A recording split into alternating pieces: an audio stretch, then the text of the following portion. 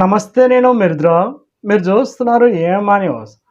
కర్నూలు జిల్లా ఎంజీఓ నియోజకవర్గం మండల కేంద్రమైన గోనియండలోని నూతన సహకార సంఘం అధ్యక్షులుగా ఎన్వి రామాంజనేయులు ప్రమాణ స్వీకారం చేశారు. సహకార సంఘం అధ్యక్షులు, డైరెక్టర్స్ ప్రమాణ స్వీకారోత్సవానికి నియోజకవర్గ ఎమ్మెల్యే బివి జయనాశ్వరరెడ్డి ముఖ్య అతిథిగా పాల్గొని సిఇఓ చంద్రశేఖర్లు ప్రమాణ స్వీకారోత్సవాన్ని నిర్వహించారు. ఈ సందర్భంగా వారు మాట్లాడుతూ మండల కేంద్రంలోని వ్యవసాయ సహకార సంఘంలో గత అధ్యక్షులుగా పనిచేసిన వారు వివిధ యూనిట్ల పేరుతో సహకార సంఘంలోని నగదును కాజేసి పూర్తిగా అప్పుల సంఘముగా దివాలా చేశారన్నారు.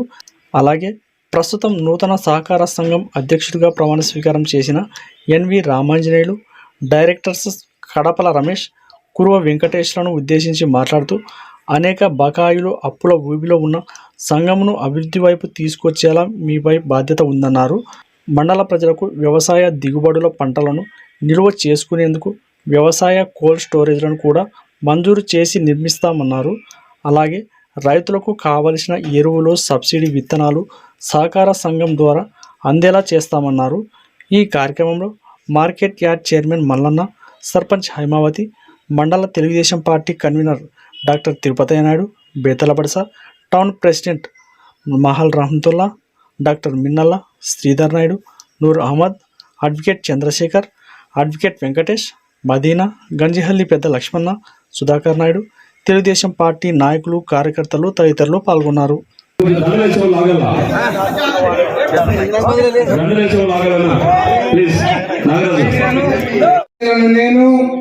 నిర్ణీకి వాల్మీకి రామాంజనేయులను నేను శాసనము ద్వారా నిర్మితమైన రాజ్యాంగం పట్ల నిబద్ధుడనై ఉందునని సహకార చట్టం 1964 ప్రకారం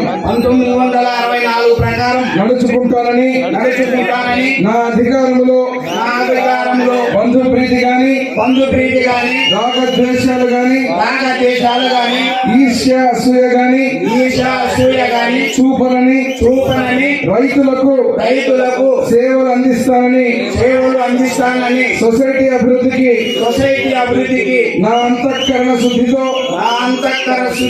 పాటుపడతానని నేను గోనెగండ్ల సొసైటీ చైర్మన్ గా దైవ సాక్షిగా ప్రమాణం చేస్తున్నాను. ఎమ్మెగనూరు నియోజకవర్గంలో నా రాజకీయ జీవితం ప్రారంభమైంది. నేను గర్వంగా చెప్పుకుంటా గోనెగండ్ల చింతరాముని స్వామి గుడి దగ్గర నుంచి. మొట్టమొదటి రోజున నేను గోనెగండ్ల మండలంలో అడుగుపెట్టిన రోజున ఆ రోజు నా తండ్రి బివి మోహన్ రెడ్డి గారు బ్రతికున్న రోజున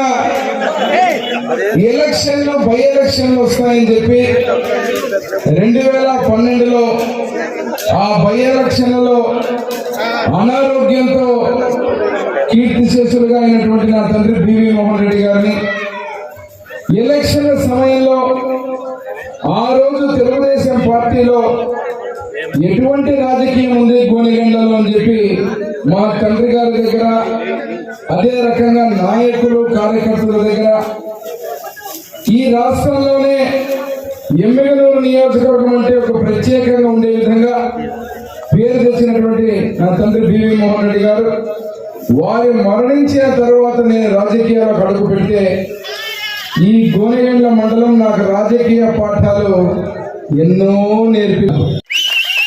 ఈ యొక్క గోనెగండ్ల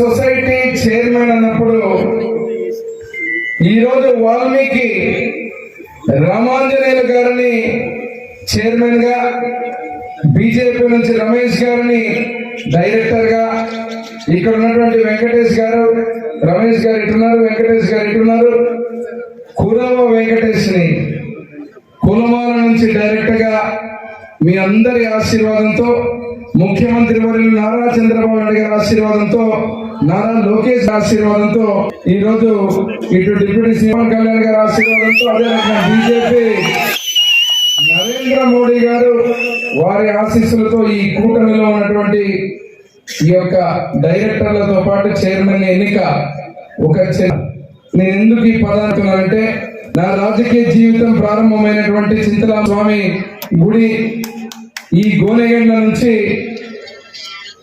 ప్రత్యేకంగా ఎక్కడికి పోయినా నా తండ్రి బివి మోహన్ రెడ్డి గారు మండలాలు అని చెప్పి ఈ నియోజకవర్గంలో ప్రజలు మాట్లాడతారు. కానీ గోనెగండ్ల అంటే ఇది జైనాగేశ్ మండలం అని చెప్పి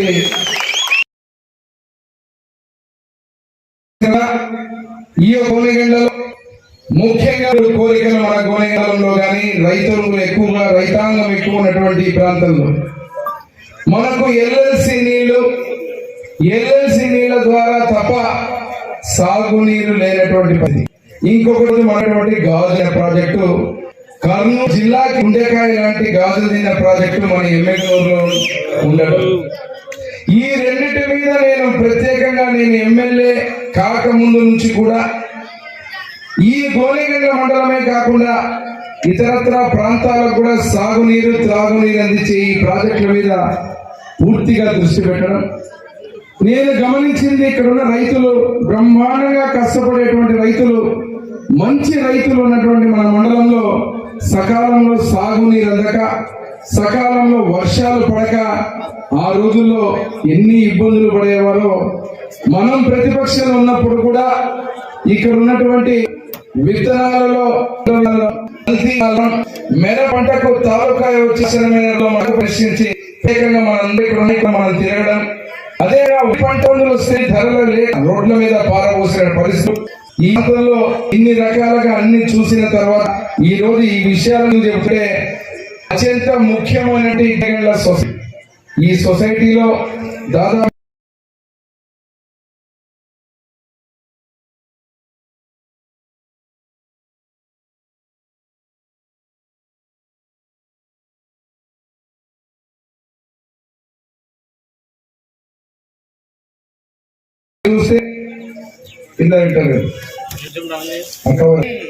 ఈ వివరాలు కూడా మీకు తెలియజేయాలి.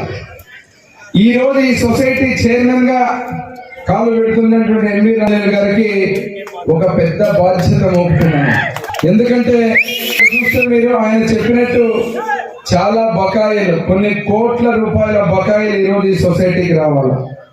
ఈ రైతులకు మే సొసైటీ సనాశనం చేసి ఇష్టం చేసి రకరకాల సొంత సొసైటీలకు జరగాల్సిన మే అప్పుదో పట్టించారు. ఈ రోజు ఇక్కడ ఉన్నట్టు ఇటు కురవ సామాజిక చెందిన ఇటు వాల్మీకి వర్గానికి చైర్మన్ కావచ్చు. తెలుగుదేశం పార్టీ అంటే బడుగు బలహీన వర్గాలు, ఎస్టీ మైనారిటీ పార్టీ అని ఎక్కడికి పోయినా ఈ రోజు పదవులు కావచ్చు, పదవ పాటు గౌరవం విషయం ప్రత్యేక దృష్టి పెట్టి ఈ రోజు ఈ యొక్క డైరెక్టర్లు చైర్మన్లకు ఇచ్చిన ఈ సొసైటీలో ఖచ్చితంగా రామాంజనేయులు గారు ప్రత్యేకంగా కోరుతున్నా ఈ రైతులకు చాలా మేలు చేసే విధంగా మీరు అన్ని నిర్ణయాలు కోవాలా. మీ అండగా నేనుంటా. నాయకుడు మంత్రిగా చంద్రబాబు నాయుడు గారు, డిసిబి చైర్మన్ గా విష్ణువర్ధన్ ఉన్నారు, డిసిఎం చైర్మన్ గా నాగేశ్వర యాదవ్ గారు ఉన్నారు. మనందరం కూడా ఈ రోజు సహకారంతో తిరుగులేని విధంగా ఈ సొసైటీని రైతులకు అద్భుతంగా చేసే విధంగా మనం ముందుకు తీసుకుపోవాలని చెప్పి వారికి డైరెక్టర్లకు అందరికీ పేరు పేరున నేను ఈరోజు కోరుతున్నాను.